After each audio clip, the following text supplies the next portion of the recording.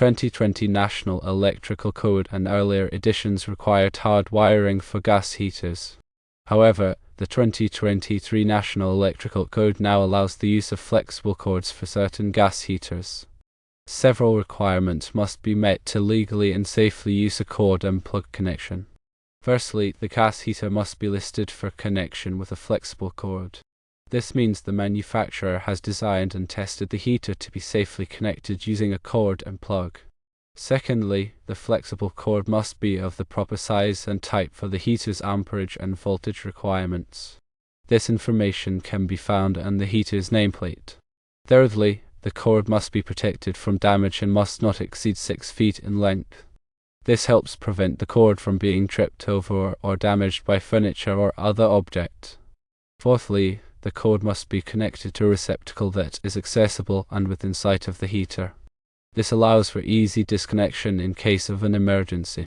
It's important to understand that in addition to the National Electrical Code requirements, some local codes may have additional requirements for gas heater installations.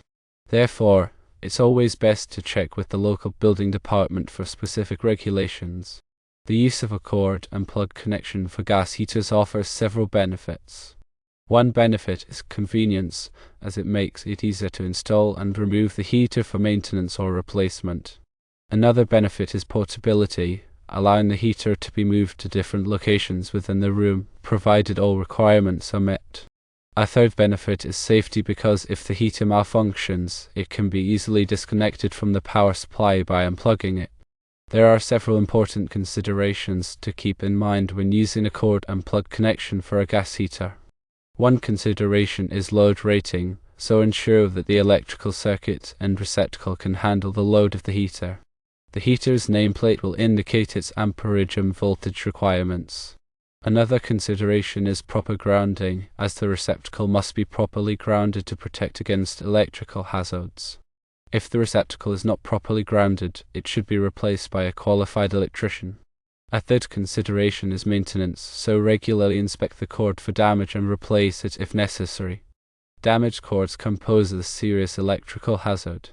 While hard wiring has been the traditional method for gas heaters, the 2023 National Electrical Code now allows for the use of flexible cords in certain cases. It's important to follow all applicable codes and regulations to ensure a safe and compliant installation.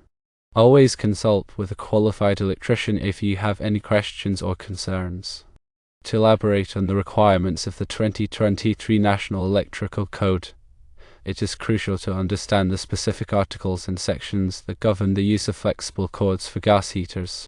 The National Electrical Code, or NEC, is a comprehensive set of standards that provides guidelines for safe electrical installations. Several sections within the NEC address the use of flexible cords and their applications. When selecting a flexible cord for a gas heater, it is imperative to choose a cord that is listed for the specific application. This means that the cord has been tested and certified by a recognized testing laboratory such as Underwriters Laboratories or Intertek to meet the safety standards for use with gas-fired appliances. The listing mark on the cord indicates that it has undergone rigorous testing and meets the requirements for its intended use. The cord must be of the proper size and type to handle the heater's electrical load. The heater's nameplate will provide information on its voltage and amperage requirements. Use this information to select a cord with the appropriate ampacity and voltage rating. It is important to consult the NEC tables to determine the correct cord size based on the heater's amperage. For example, NEC Table 400.5a provides ampacity ratings for flexible cords and cables. Additionally, the type of cord must be suitable for the environment in which it will be used. For example, if the heater is located in a damp or wet location, a cord that is listed for wet locations should be used. The cord must be protected from physical damage to prevent electrical hazards. This can be achieved by routing the cord in a way that it is not exposed to sharp edges, heavy objects, or other potential sources of damage. The cord should also be secured to prevent it from being pulled or stretched. If the cord is subject to physical damage, it should be protected by a conduit or other approved means. The length of the flexible cord is limited to 6 feet to minimize the risk of tripping hazards and to ensure that the cord is not overloaded. A longer cord can increase the voltage drop, which can affect the performance of the heater and potentially damage its components. The receptacle to which the cord is connected must be accessible and within sight of the heater. This allows for easy disconnection in case of an emergency, such as a gas leak or electrical malfunction. The receptacle should be located in a convenient location that is not obstructed by furniture or other objects. In addition to the NEC requirements, local codes may have additional regulations for gas heater installations. It is important to check with the local building department to determine if there are any specific requirements that must be followed. Local codes may address issues such as the type of receptacle that is required, the location of the receptacle, and the type of overcurrent protection that is required. The use of a cord and plug connection for gas heaters can offer several benefits, but it is important to consider the potential drawbacks as well. One potential drawback is the risk of overloading the circuit. If the heater is connected to a circuit that is already heavily loaded, it can cause the circuit breaker to trip or even create a fire hazard. To prevent overloading the circuit, it is important to ensure that the circuit has sufficient capacity to handle the heater's electrical load. This can be achieved by checking the circuit breaker rating and the wire size of the circuit. Another potential drawback is the risk of electrical shock. If the cord or receptacle is damaged, it can create a path for electricity to flow to ground, which can result in an electrical shock. To prevent electrical shock, it is important to regularly inspect the cord and receptacle for damage and to replace them if necessary. The receptacle should also be protected by a ground fault circuit interrupter, or GFCI, which will trip the circuit breaker if it detects a ground fault.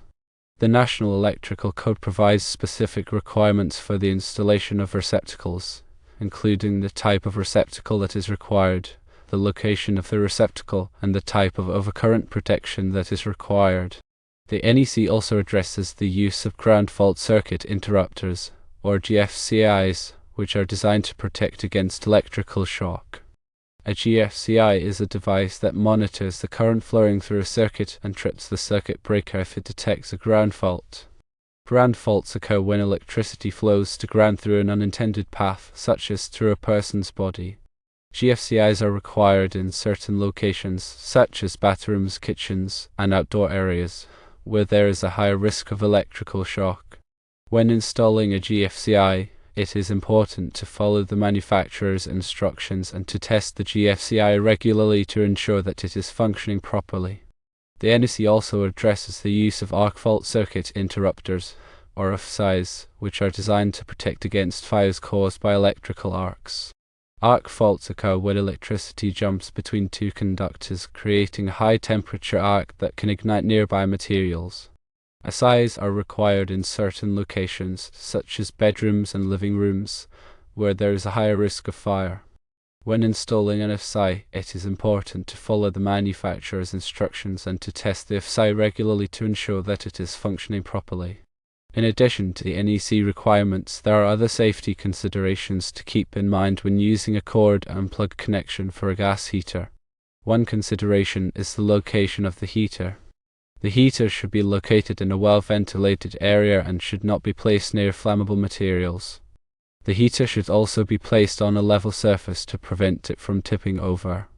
Another consideration is the maintenance of the heater. The heater should be cleaned regularly to remove dust and debris, which can reduce its efficiency and create a fire hazard. The heater should also be inspected regularly for any signs of damage, such as cracks or leaks. If any damage is found, the heater should be repaired or replaced. It is also important to have the heater serviced regularly by a qualified technician to ensure that it is operating safely and efficiently.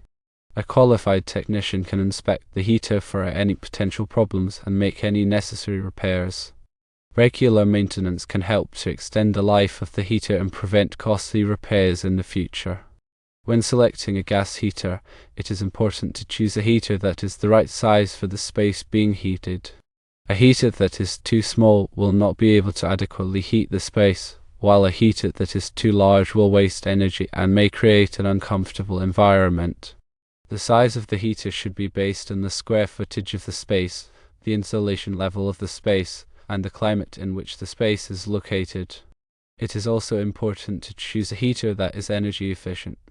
Energy-efficient heaters use less energy to produce the same amount of heat, which can save money on utility bills. Energy-efficient heaters also tend to be more environmentally friendly as they produce fewer emissions. The energy efficiency of a heater is typically measured by its annual fuel utilization efficiency, or RFU. The RFU is a percentage that represents the amount of heat that the heater delivers compared to the amount of energy that it consumes. A higher RFU indicates a more energy-efficient heater. In conclusion, while the 2023 National Electrical Code allows for the use of flexible cords for certain gas heaters, it is important to follow all applicable codes and regulations to ensure a safe and compliant installation.